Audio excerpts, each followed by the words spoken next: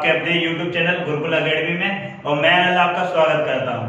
तो आज हम कोई टॉपिक वाइज वीडियो नहीं लेके आए, एक बहुत ही अच्छी वीडियो लेके आए, इंटरेस्टिंग वीडियो है भीमराव अंबेडकर से।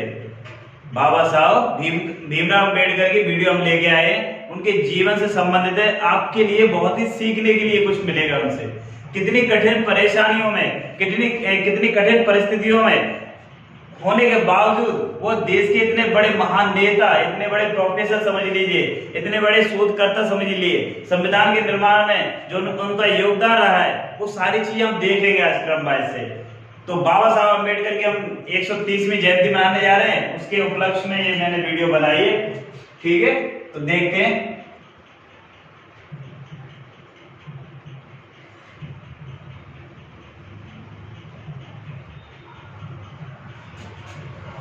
नाम है उनका पूरा भीमराव रामजी अंबेडकर। ठीक है, बाबा साहब भी कहते हैं हम लोग प्यार से उनको, बाबा साहब अंबेडकर। और पूरा नाम जो उनका है वो क्या है? भीमराव रामजी अंबेडकर। अब देखिए इनके बारे में थोड़ा सा देखते हैं, फिर उसके बाद थोड़ा सा हम जानेंगे। इंटरेस्टिंग है इनके बारे में, क्योंकि इनसे कुछ सीखने को मिलेगा हमें आज। तो देखिए इनका जन्म जो हुआ है, वो जन्म हुआ है 14 अप्रैल 1891 में। 14 अप्रैल 1891 में। और जो स्थान है वो है महू, जो कि पड़ता है एमपी में।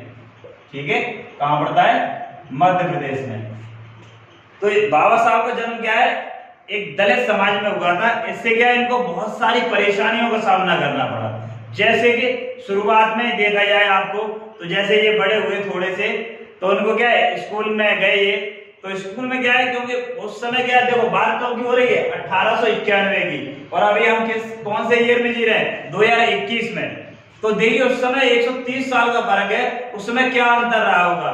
तो वहां वो गए पढ़ने के लिए, उनके पिताजी लेके गए उनको पढ़ने के लिए। तो पहले क्या था, दलित समाज में क्या इतना पढ़ने के लिए वो नहीं था, सुविधाएं वगैरह, उनको कुछ अलग नजरिए से देखा जाता था। ठीक है, तो ये पढ़ने के लिए गए तो क्या हुआ, इनको वहां पे स्कूल में बैठने नहीं दिया गया। जैसे अगर बैठने के लिए दिया भी गया तो वहां पे उच्च वर्ग के लोग थे, तो क्या वो पढ़ रहे थे उनके बच्चे, तो उन्होंने साफ मना कर दिया कि नहीं, ये दलित समाज से, नीची कास्ट से है, तो मैं इनको नहीं पढ़ने दिया जाएगा, हम साथ में नहीं पढ़ने देंगे। तो उनका प्रभाव था, तो उनको नहीं पढ़ने दिया गया। फिर उनके पिताजी ने भाई मास्टर साहब से या उनके टीचर से रिक्वेस्ट करी कि नहीं बच्चा थोड़ा ठीक है, देख लीजिए आप किसी भी तरीके से। तो टीचर ने बोला कि नहीं, तो एक ही काम कर सकते हैं हम कि इनको हम अंदर नहीं बैठा लेंगे। अगर ये गेट से पढ़ना चाहें, यानी कि क्लास में अंदर एंट्री नहीं करने देंगे, अगर ये बाहर से पढ़ना चाहे तो वहां से पढ़ सकता है। लेकिन वो काफी होनहार थे। आजकल के बच्चे क्या होते हैं, एसी चाहिए उनको, रूम में फैन चाहिए या कूलर चाहिए, थोड़ी देर के लिए लाइट चलेगी तो अरे नहीं पढ़ना है, बिल्कुल ही मूड ऑफ हो जाएगा, अरे लाइट चली अभी तो मोबाइल चला लेंगे, सब कुछ कर लेंगे, लेकिन पढ़ेंगे नहीं। लेकिन उस समय जो कीमत जानता है जिस चीज की, वही उसको ग्रहण करने के लिए ज्यादा मेहनत करता है। तो समझते थे शिक्षा की क्या उपयोगिता है, इसलिए उन्होंने क्या किया, वो बाहर से बैठ के उन्होंने पढ़ा। ठीक है, तो अब क्या है, एक बार क्या हुआ, ऐसे टीचर पढ़ा रहा था, जैसे कि मैं आपको पढ़ाता हूँ क्लास में, जो बच्चे पढ़े हैं मेरे से, तो मैं क्या क्वेश्चन करता हूँ क्लास में। ऐसे ही टीचर ने क्वेश्चन किया, तो उनको बुलाया और बोर्ड पे हल करने के लिए बुलाया गया बाबा साहब को। तो उन्होंने क्या किया, जैसे ही वो एंट्री किया उन्होंने क्लास में, तो जो बड़े वर्ग के जो बच्चे थे क्लास से खड़े होके चल दिए वहां से और बाहर निकल गए। तो उन्होंने सोचा ये क्या हो रहा है, बच्चा ही तो था वो, उस समय क्या थे, बच्चे ही तो थे। तो उन्होंने सोचा है कि मैं ऐसा मेरे में क्या है, जैसे ये देखते हैं वैसे मैं देखता हूं, लेकिन इतना भेदभाव क्यों, एक कास्ट के तौर पे, या ये मैं निम्न वर्ग से हूं, या मैं निचली जात से हूं, या दलित समाज से हूं, इसलिए इतना भेदभाव हो रहा है। तो ये उन्होंने मतलब बचपन से ये ऐसी सारी चीजें देखी। और क्या हुआ, तो उसके बाद क्या है, उनको मतलब फिर बाहर से उन्होंने पढ़ाई वगैरह करी, स्टडी जो भी ग्रहण की। जैसे बाहर भी समाज में आपने देखा उस समय, तो उन्होंने क्या किया, जैसे देखा, जैसे पानी वाले जो जगह थी, या जो घड़ा वगैरह, जैसे आपने देखा घड़ा जानते हो, मटका जिसमें पानी भरते हैं। तो लोग पहले क्या है, जैसे समर वगैरह में थी नहीं कि बटन दबाया घर घर में पानी, पहले क्या होता था, एक कुआं होता था, वहां से पानी भरने के लिए जाते थे। तो ये दलित समाज के लोग थे, तो उनको जो उच्च वर्ग के लोग पानी भरते थे वहां से पानी तक नहीं भरने दिया जाता था।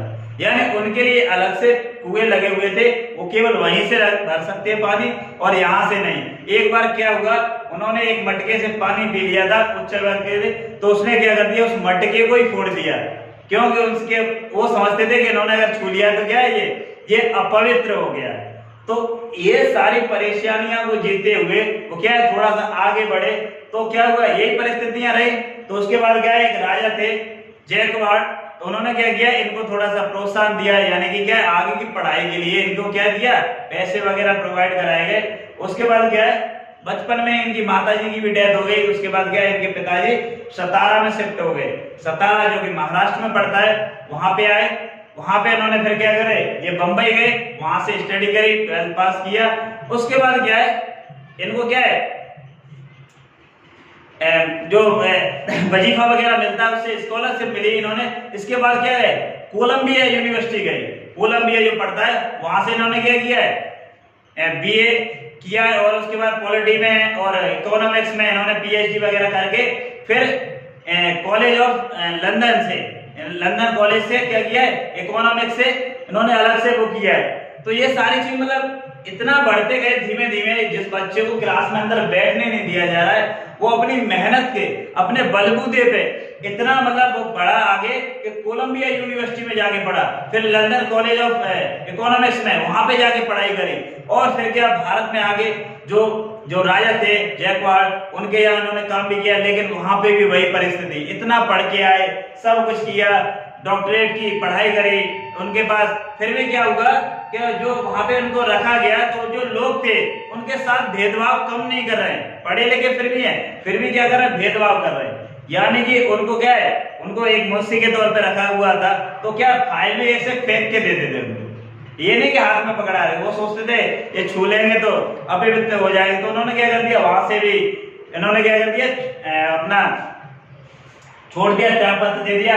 और इनकी शादी वगैरह का देखा जाए तो इन्होंने क्या है 1906 में, यानी कि कितने, केवल 15 साल के, 15 वर्ष की आयु में रमाबाई नाम की महिला से शादी करी,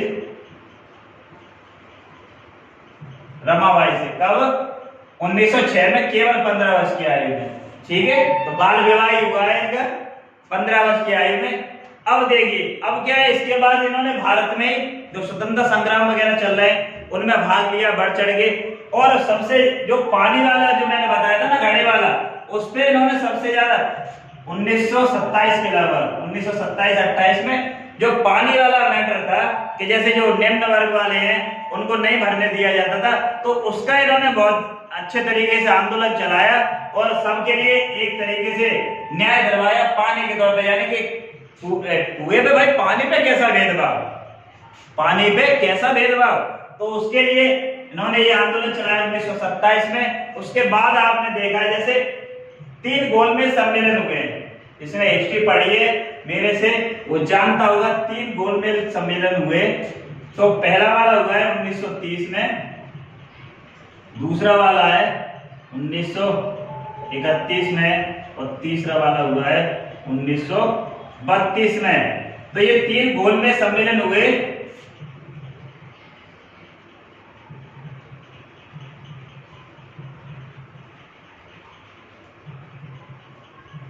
तीन गोलमेज सम्मेलन। तो ये क्वेश्चन हजारों बार पूछा गया है कि ऐसा कौन सा व्यक्ति था जिसने तीनों गोलमेज सम्मेलन में भाग लिया। ये ब्रिटेन में हुए थे, तीनों गोलमेज सम्मेलन कहाँ हुए, ब्रिटेन में,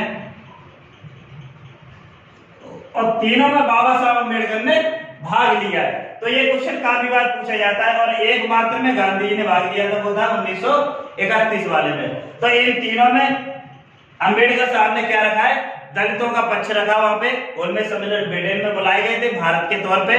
तो इन तीनों में किसने भाग लिया, अम्बेडकर जी ने। ठीक है, अब 1932 में एक पैक्ट हुआ है, पूना पैक्ट। पूना पैक्ट, तो इससे भी काफी क्वेश्चन पूछा गया कि पूना पैक्ट आखिर हुआ किस किस के बीच था। तो पूना पैक्ट हुआ है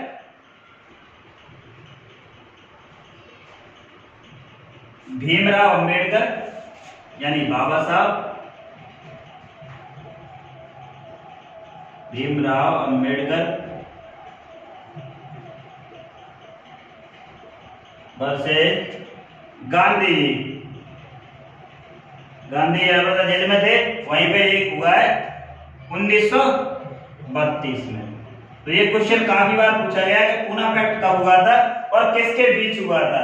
तो पूना पैक्ट हुआ है अंबेडकर और गांधी जी के हुई। तो पूना पैक्ट में था क्या, तो ये क्या थे, अंबेडकर साहब वो क्या थे, दलितों के लिए एक अलग से चुनाव प्रचार यानी पृथक निर्वाचन की बात कर रहे हैं अलग से।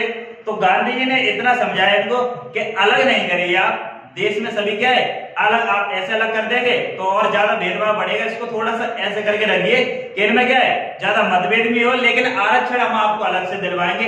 ऐसा करके एक तरह से समझौता हुआ। पैक्ट का मतलब समझौता, ये पूना समझौता भी बोलते हैं इसको। तो ये कब हुआ है 1932 में भीमराव अम्बेडकर और गांधी जी के बीच। अब ऐसे ही चलता रहा ये मैटर पूरा। अब इसके बाद क्या है 15 अगस्त 1947 को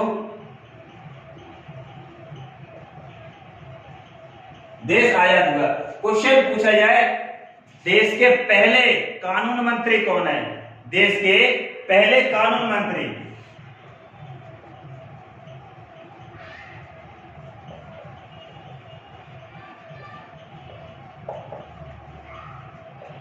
तो कौन है, अंबेडकर जी है। देश के पहले कानून मंत्री कौन है, बाबा साहब